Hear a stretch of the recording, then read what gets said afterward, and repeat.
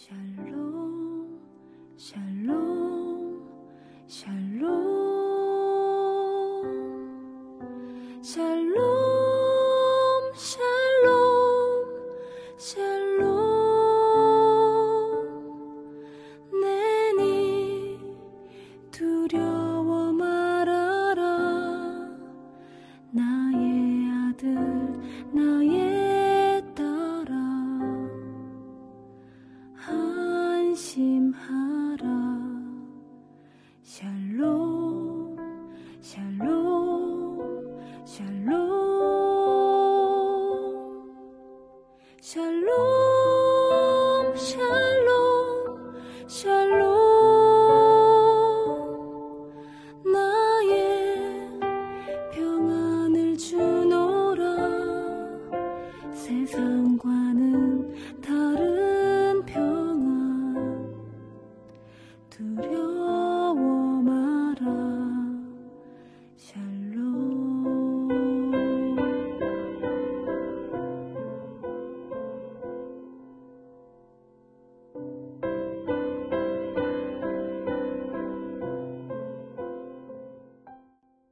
(5월 24일) 늘푸른 새벽 예배를 하나님 앞에 올려 드리겠습니다.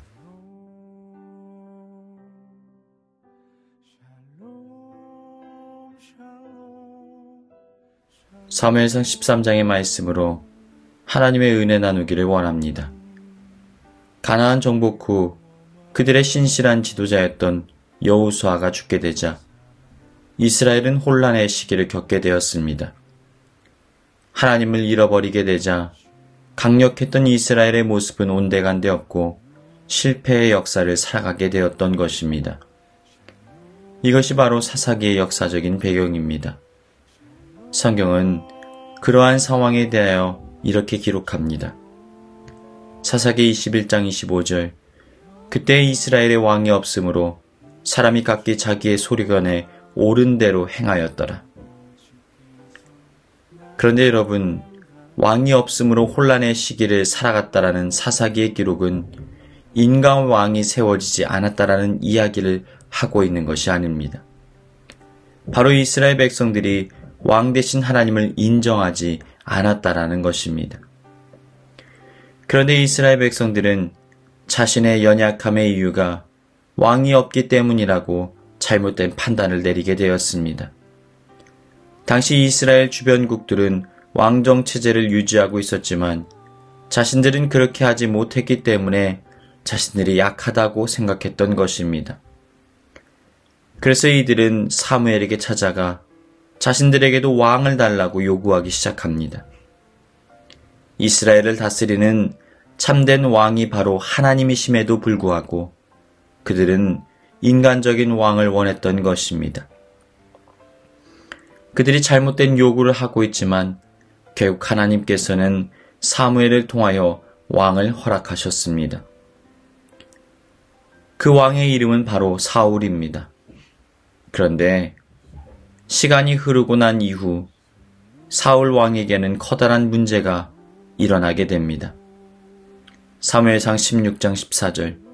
여호와의 신이 사울에게서 떠나고 여호와의 부리신 악신이 그를 번뇌케 한지라. 하나님께서 그를 버리신 것입니다. 그리고 하나님의 영이 떠나간 사울은 악신에 의하여 삶이 황폐해져 버리고 말았습니다. 그는 고통 속에 살아갑니다. 그는 완전히 망가져 버리고 말았습니다. 하나님의 기름 부으심을 받아 세워진 사울 왕에게 도대체 어떤 일이 발생한 것일까요? 본래 사울 왕은 이스라엘 역사가 등장할 때 참으로 대단한 인물로 평가되었습니다. 그는 모든 것이 완벽해 보이는 인물이었습니다. 먼저 그는 유력한 가문의 태상이었습니다. 또 다른 사람들보다 외모가 빼어나고 키도 큽니다. 신실하고 능력이 출중한 인물입니다. 게다가 겸손하기까지 하고 훌륭한 인격을 가지고 있어 사람들에게 존경을 받았던 인물입니다. 거기에 리더십까지 탁월하니 왕으로서의 적격이었던 인물입니다. 그런데 문제는 이러한 사울의 모습이 오래가지 못했다라는 것입니다. 그는 결국 하나님께 버림받고 철저한 실패를 경험하게 됩니다. 그가 서서히 변질되기 시작합니다. 그리고 결국 인생의 말년 비참한 인생을 맞이하고 말았습니다. 오늘 사무엘상 13장에는 사울 왕이 서서히 변질되어 가는 과정에 대하여 기록하고 있습니다. 백성들과 함께 제사를 드리고 블레셋과의 전쟁에 임하려고 합니다. 그런데 제사를 집례해야 되는 사무엘 선지자가 정해진 기한이 넘도록 오지를 않습니다. 성경은 무려 그 시간이 일주일이 지났다고 말합니다. 그러자 백성들의 사기가 떨어지기 시작합니다. 전쟁을 앞둔 사울왕의 부대에서 하나둘씩 사람들이 이탈하기 시작합니다. 이러한 상황 속에서 사울은 마음이 다급해져 갑니다. 군의 통수권자로서 군대의 사기가 떨어진다는 것이 얼마나 치명적인 상황인지를 잘 알고 있었기 때문입니다.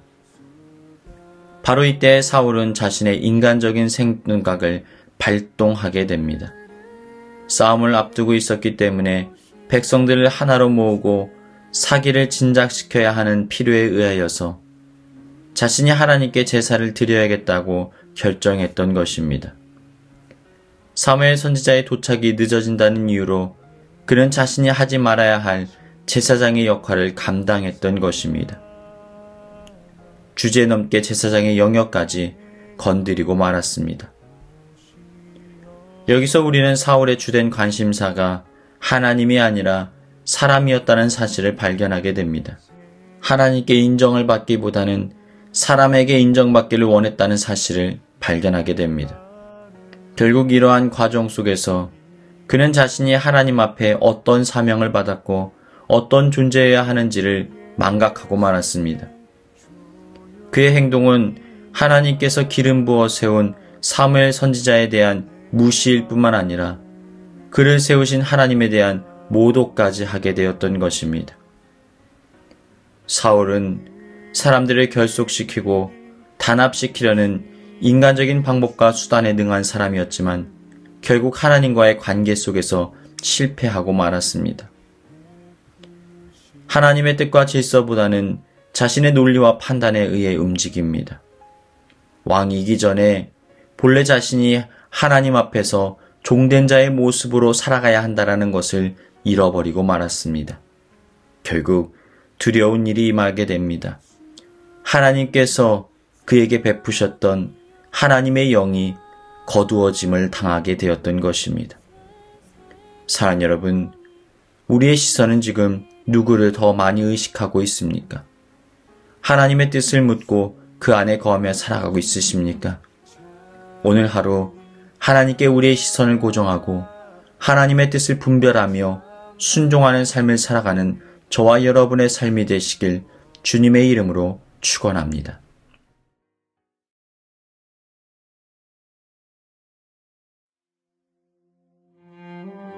교회에 주신 공동의 기도 제목을 가지고 다 같이 기도하시겠습니다. 첫 번째로 예수님을 만남으로 영혼의 굶주림에서 벗어나 참된 안식과 평안을 누리며 살게 하여 주옵소서. 지난날 세상의 것들로 우리의 영혼을 채우려 했던 잘못된 삶의 자리에서 벗어나게 하시고 이제는 우리를 부르시는 주님의 음성에 반응하며 그분 앞으로 가까이 나아가게 하여 주옵소서. 우리 늘푸른 교회가 부흥의 은혜를 누리는 복된 은혜 넘치게 하여 주옵소서. 다 같이 기도하시겠습니다.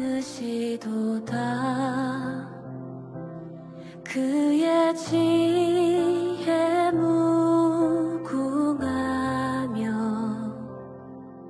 인자는 영원하도다. 상한 자들 고치시며 상처를 싸매시도다. 별들의 수를 세시며 이름을 붙 되었도다.